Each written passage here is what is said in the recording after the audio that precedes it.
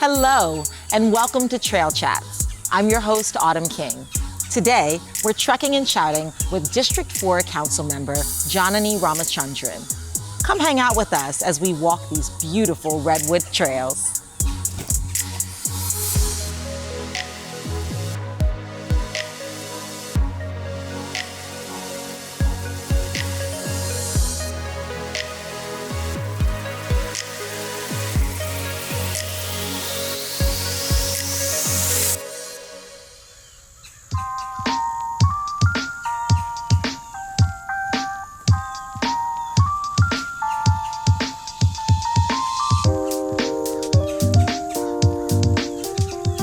Thanks so much for hanging out with us today. I really appreciate you taking the time. Absolutely. I'm happy to be here in my favorite park in Oakland. It is gorgeous. It's such a beautiful day. I'm really glad we got out here today. We've already done some walking. Yes. I wanted to sit and chat with you a little bit.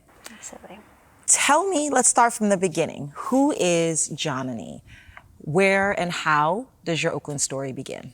Absolutely. So, like many people in Oakland and in the Bay Area, my family originally immigrated from India, from villages in southern India, both of my parents. I was born a little south of Oakland in Fremont. I spent most of my childhood there and adulthood in Oakland. I spent a few years of my life in high school actually living in India, which is an important part of my story because it was the number one reason I decided that I want to get involved in public service in some capacity. Tell me why. The city that I lived in, Bangalore, it was rapid gentrification to the max at the time that I lived there. All of these Silicon Valley companies were setting up there. You had people at these shopping malls who had never ridden an escalator before. You had tall, massive apartment buildings and evictions of unhoused communities on that land. You had the native language being erased by a proliferation of English and other languages coming in. It really shaped the reasons why I was interested in government, because on top of all of these social and economic changes, you had a very corrupt government and a very weak government that truly was not democratic. So how did you find yourself in Oakland? And how many years after this experience did you find yourself in Oakland? Absolutely. So I came back to the Bay for college. I went to Stanford. But even though I was down in the South Bay, I was in Oakland all the time. My community was in Oakland. I was always a performing artist. Since I was a child, I was trained in classical Indian music. And a lot of my social circles at the time were doing various forms of art, and the place to be was always Oakland. I love it. So tell me why Oakland now? Why do you choose to live and work in Oakland? Yeah, so while I was going to Berkeley Law, I still lived in Oakland, and every semester, every moment of me being in law school, I was spending well over half my time out of the classroom and doing public service law. I worked for a couple of legal aid organizations and did tenants' rights, workers' rights law, and the real glue in the advocacy that I did focused on domestic violence survivors. I joined the board of a nonprofit based in Oakland, Family Violence Appellate Project, where I later worked as a staff attorney and went to court a lot. And going to family court is a terrible experience for everyone involved. There are no winners. And so when I decided to run for office a few years later, people were like, are you ready for the nastiness that can sometimes be in these city hall meetings? I'm like, have you been to family court? It's that and a little more, so. Clearly, we're leading up to the fact that you have run for office, you have been elected, you are the District 4 Council Member Representative.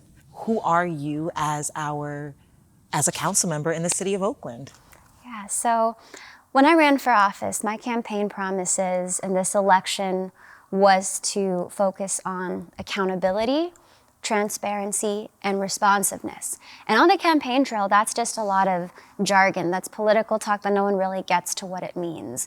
But I really believe that I have been guided by these three values in any decision that I've made, in the ways that, in the projects that me and my team have engaged in, and as well as our communications and our newsletters and interviews and things like that.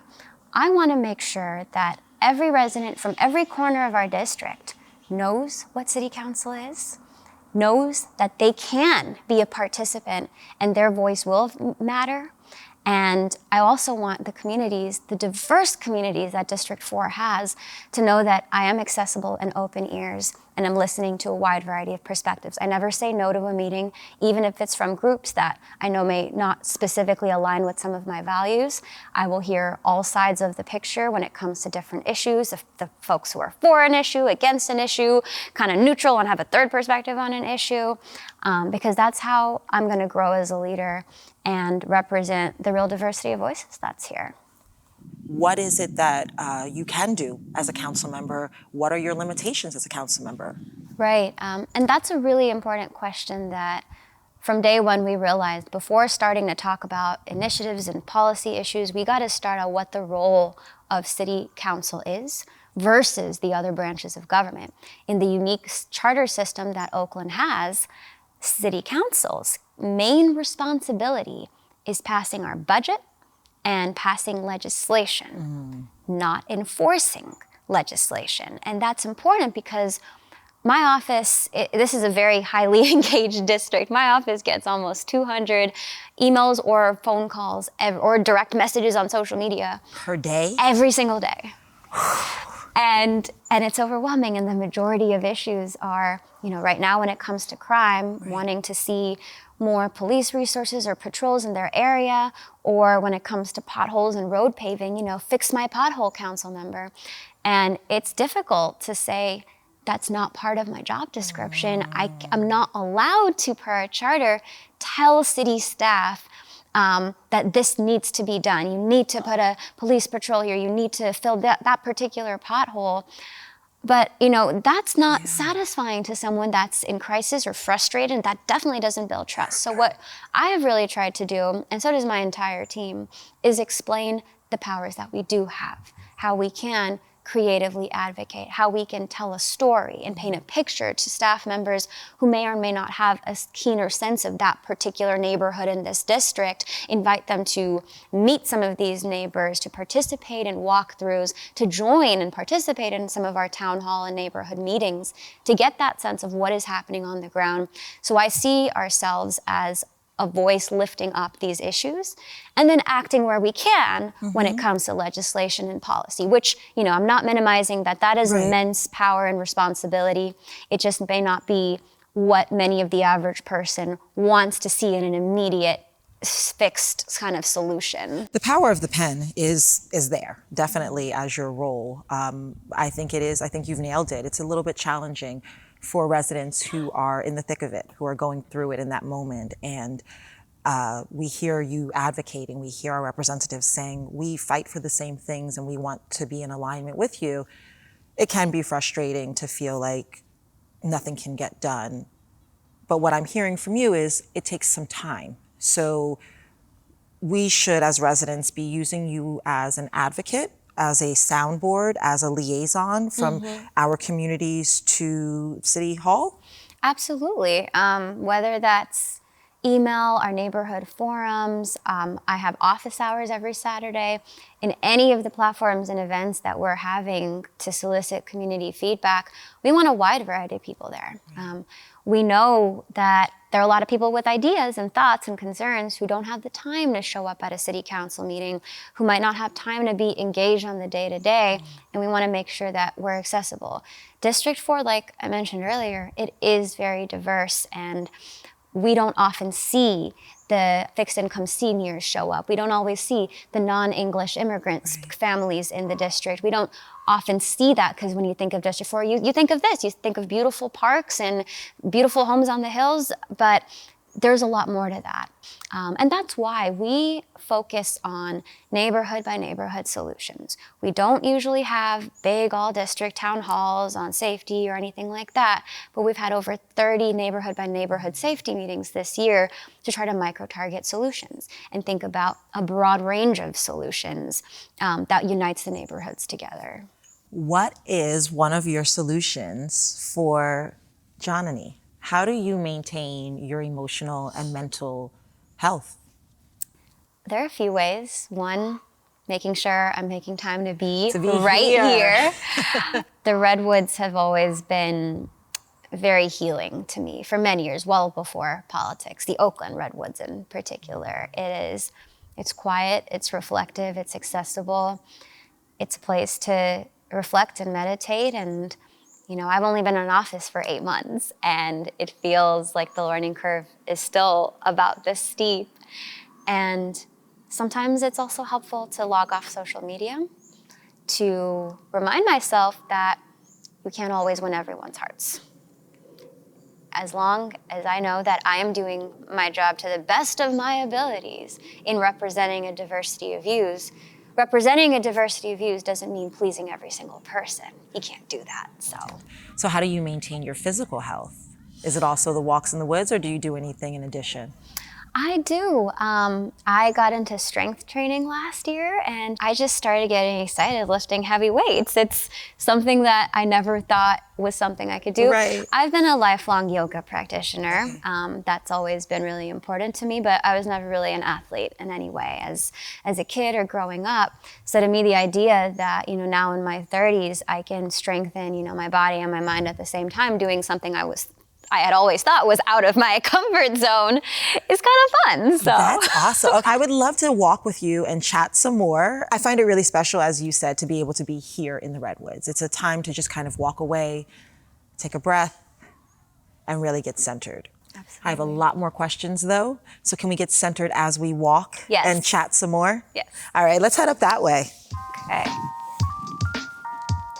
We could head up the hill and maybe turn around, and then just kind of see where we end up.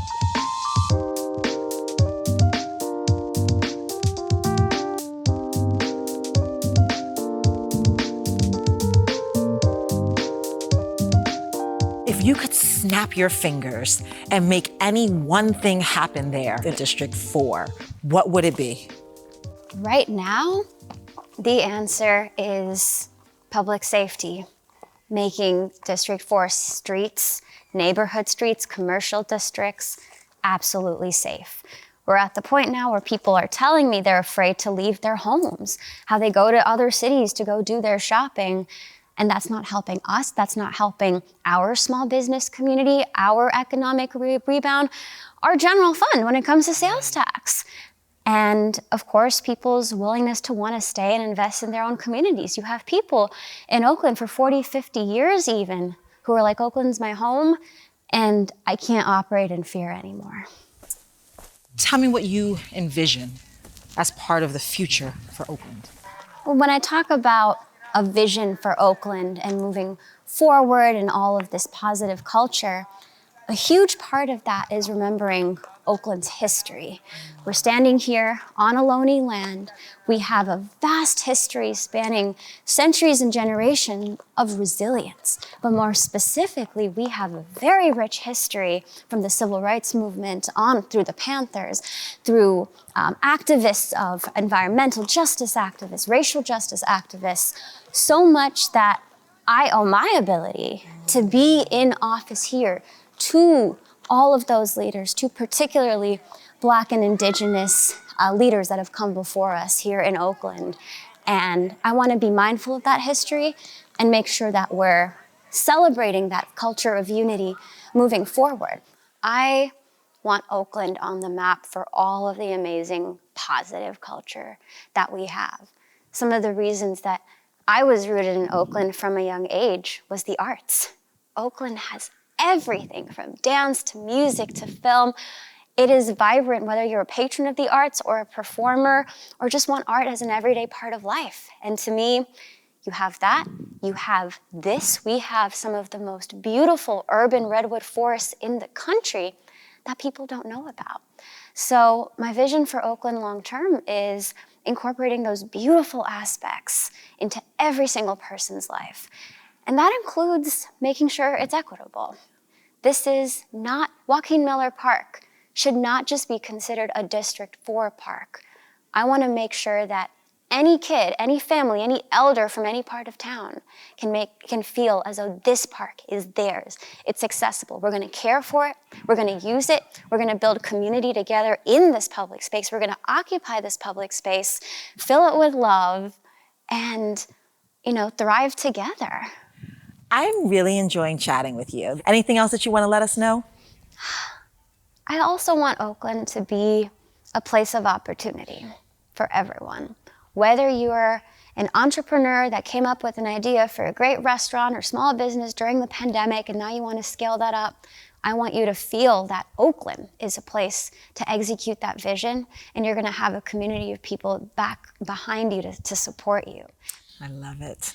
Let's keep walking. We'll figure out some entrepreneurial things to do. I'll tell you about my 16 years being here. We'll chat all things Oakland.